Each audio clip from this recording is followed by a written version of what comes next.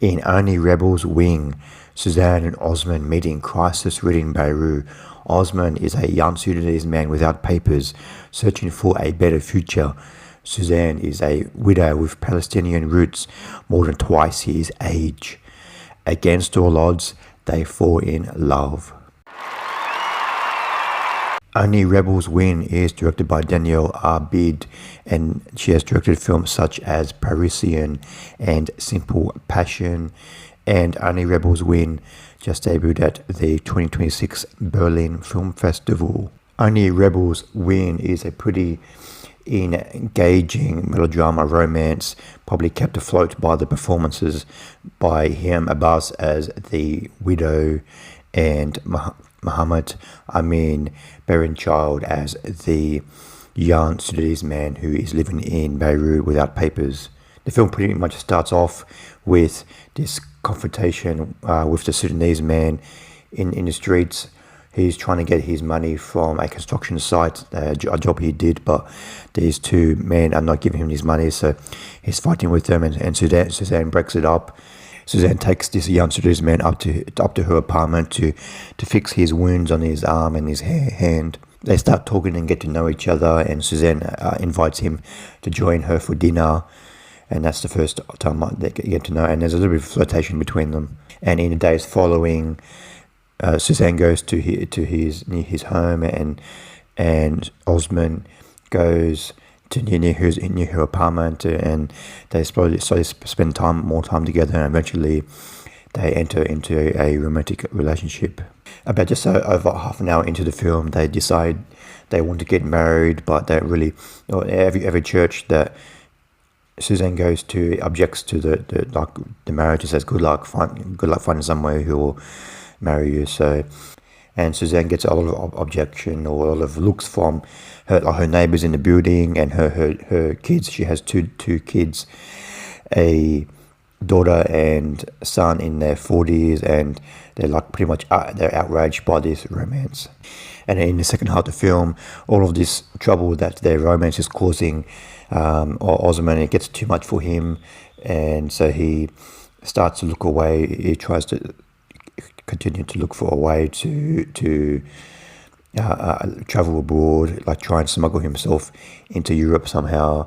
So he ends up making talks with someone who can smuggle him out of Beirut. I won't say what happens at the end of the film, but it does end up on a hopeful note.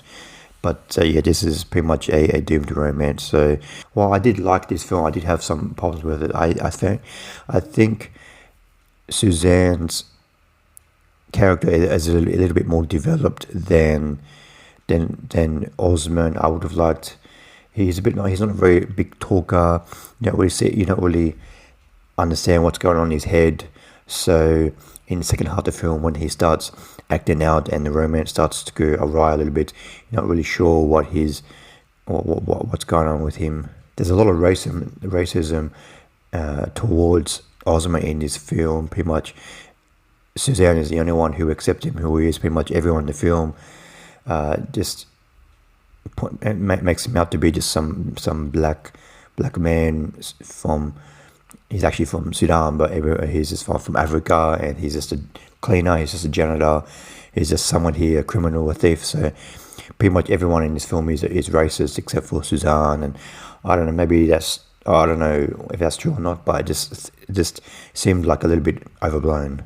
And I would have liked a little bit more time to spend with the romance in the first half an hour. They get very quickly, they get married, and towards the end of the film, we get like a photo montage of them having like fun together. And I just would have liked to have seen them a little bit more together to make the romance a little bit more convincing, because I just found it a little bit too rushed. And there is like one plot contrivance that I didn't really like is early in the film, for no particular reason, Suzanne shows Osman the gun that her husband used to own, and there's no particular reason why she needed to show that. Of course, you're going to see that gun later on in the film.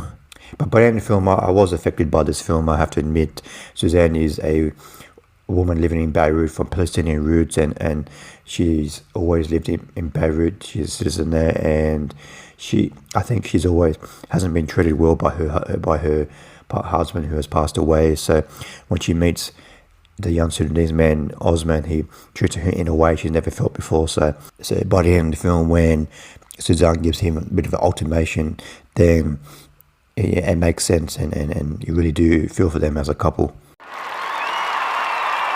I give Only Rebels Wing 3 stars out of 5. This is a pretty engaging, entertaining romance melodrama. It does have some issues with chemistry and character development, and some of the plot elements are a little bit overblown and melodramatic, but the lead performances from Hiam, Abbass as Muhammad, Amine, Benrachid really do help you keep the film afloat and keep it engaging. So I do recommend this film, even though it is highly flawed. Thanks for watching. What did you think of Only Rebels Win? Please comment below what you thought of the film. See you next time. Bye.